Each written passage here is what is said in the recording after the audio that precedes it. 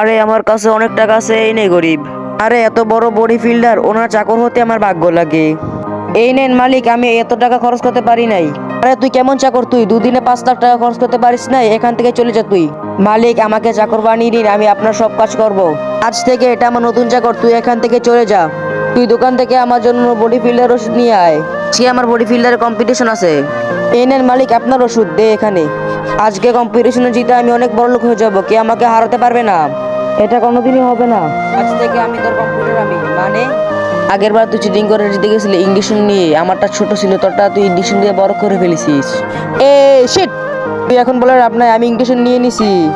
তারপর দেখার আগে বন্ধুরা, তুমি কি মাকে ভালোবাসো না ফ্রি ফায়ারকে ভালোবাসো? যদি ফ্রি ফায়ারকে ভালোবাসো তাহলে একটা লাইক করো, আর যদি মাকে ভালোবাসো তাহলে সাবস্ক্রাইব করো।